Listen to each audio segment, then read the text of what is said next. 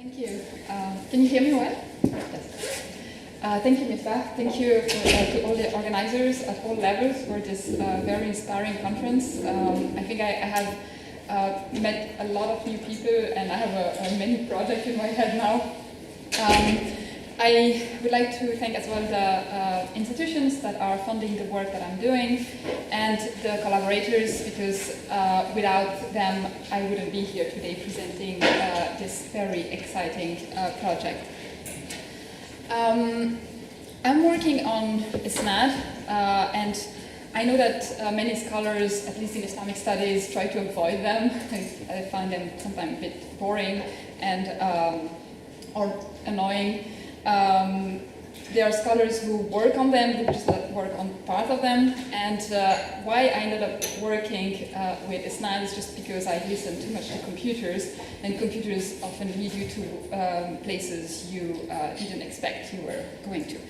But I hope I will convince you that it is an interesting topic, and I will present the three parts of the project, so visualization, Isnād recognition, and Isnād analysis. I will go quite quickly, but we can talk later also in the discussion about the details and afterwards as well. But I just want to just reflect very briefly about the what we can call Isnād studies, because it has been explored. Like there is some work on Isnād in Western scholarship. You have a very big focus on work with that relate to Hadith authenticity and the famous Isnād Matn analysis, but the focus there is on transmitters, and you do have some work, very few, which looked at the Jewish origin, and we heard the talk from Schöller about who mentioned this this link between the Islamic Isnād and the Jewish tradition. But I do think that there is much more to be explored from the work that I have been doing for the past year and a half or 2 years on the origins of the origins of Isnād related to oral traditions, the terms and modes of transmission, the definition of an Isnād. I'm pretty much sure that if I show you some of the work that I was doing on annotating text and defining what is an Isnād, what is not, we will never agree, and we will have a lot of debates.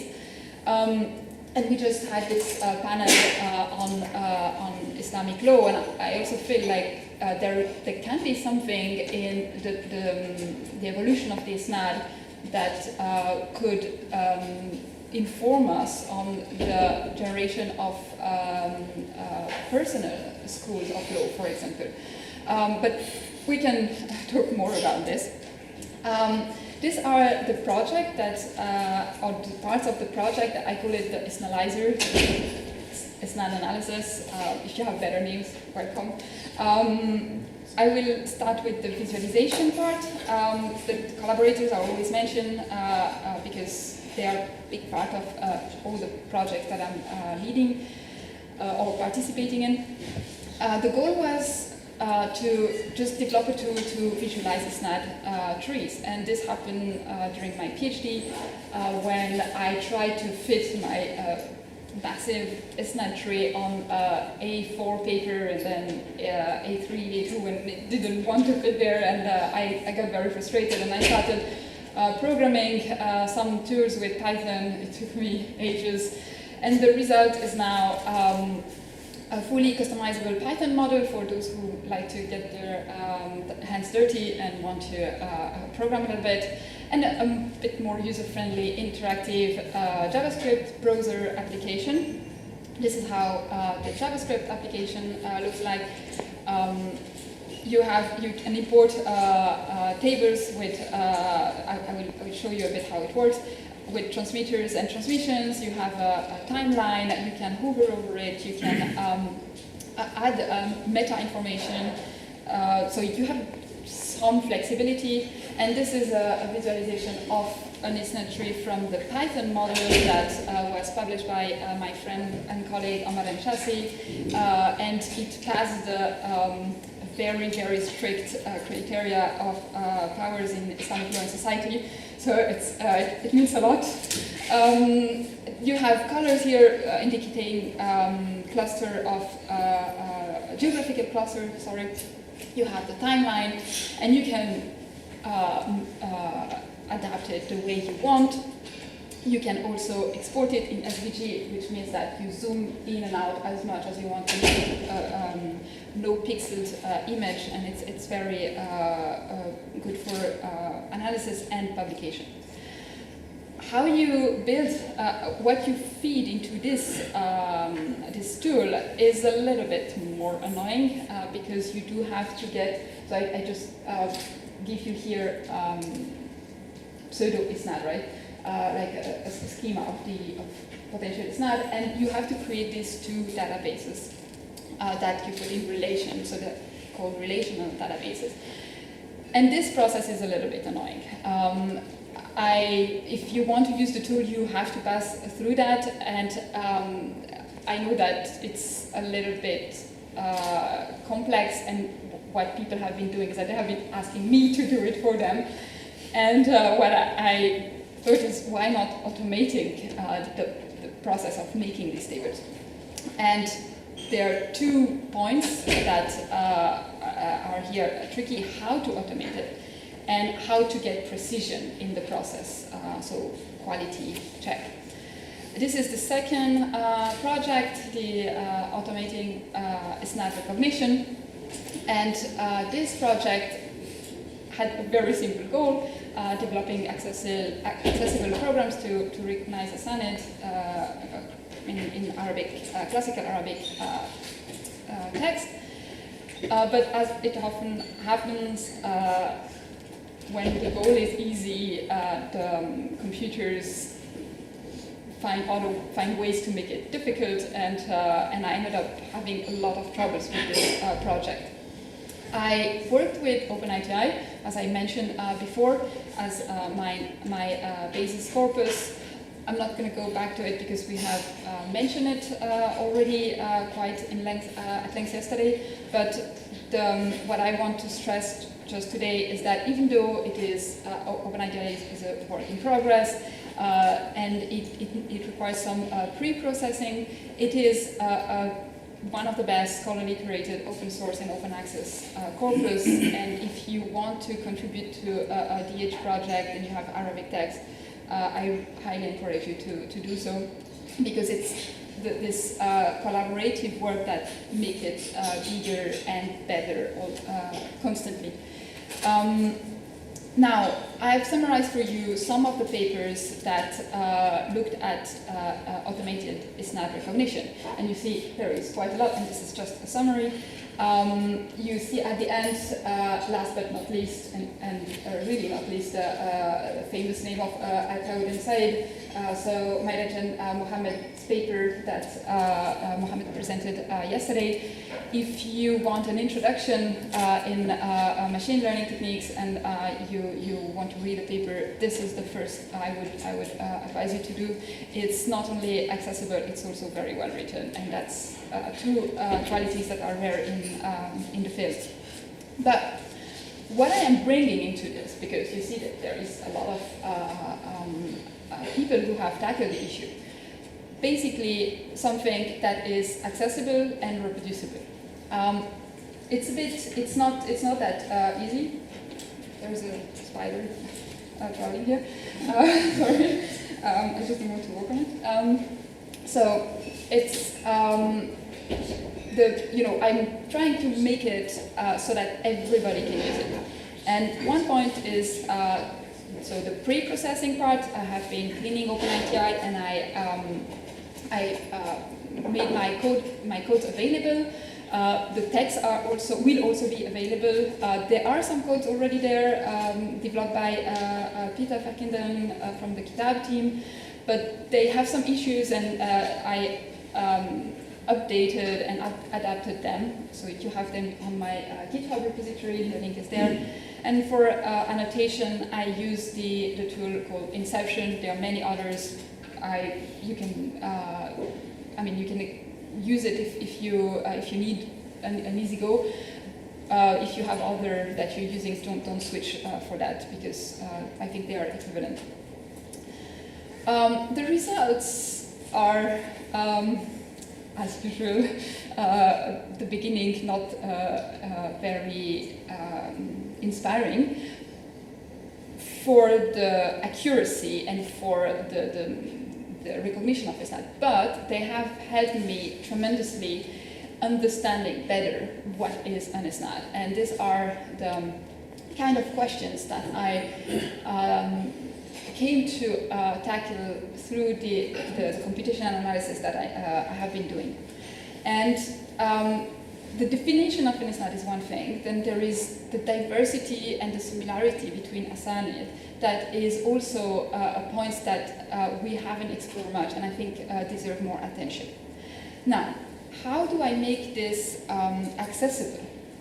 Now, this is where come the next project that is linked to this project as well, and to this idea of extracting Isnād, feeding my my program to draw Isnād trees. I was very privileged to be granted a fellowship with the Princeton Center for Digital Humanities in collaboration with Irene Kirchner from Georgetown University, and we, with a big team of people, try to diversify machine learning by adding so-called underrepresented languages into one of the most famous Python library for natural language processing, the so-called SPACY. We worked with Yoruba, Efik, Yiddish, Kannada, Old Chinese, Konbun, Ottoman Turkish, Tigrinya, so all sorts of language that you rarely see in machine learning. It was an incredible experience, and the result of it is a work in process, but we have now a model that we trained on the very specific task of recognizing proper name, which is part of the so-called NER, named entity recognition.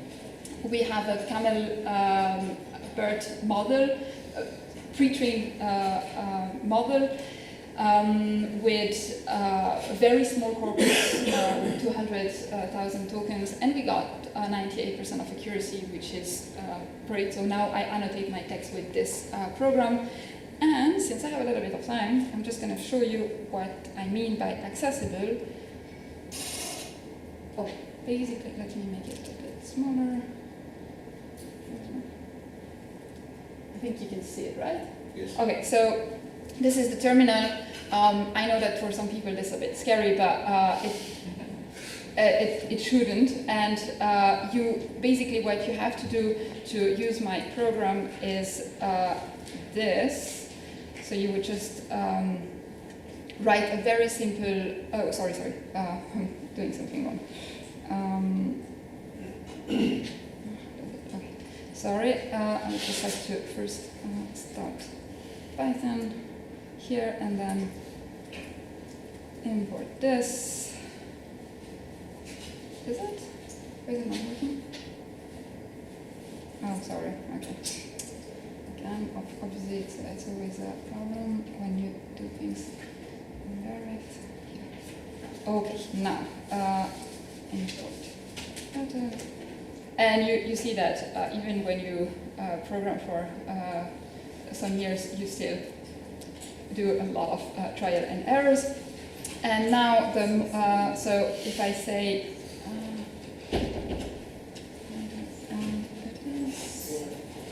get NER, here, try it. So I prepared just a very small text for you.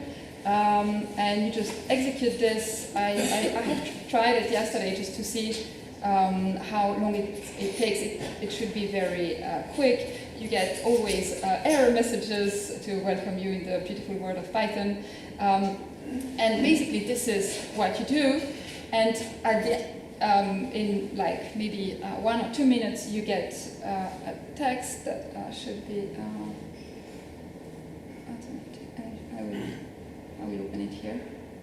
oh, it is, okay, so you see that the 3 arrows are, here, they're indicating to me that it's done, and now I can just get out of this here, and I can just open, so it's here and there, and I think this,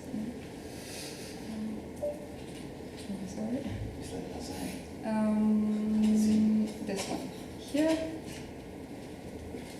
Okay, it's open, and now what do we have? We have a text with, you see, B per beginning of a person name, I per interior of a person name, and then the end is marked by simply like a stopping of the token. And I have a text of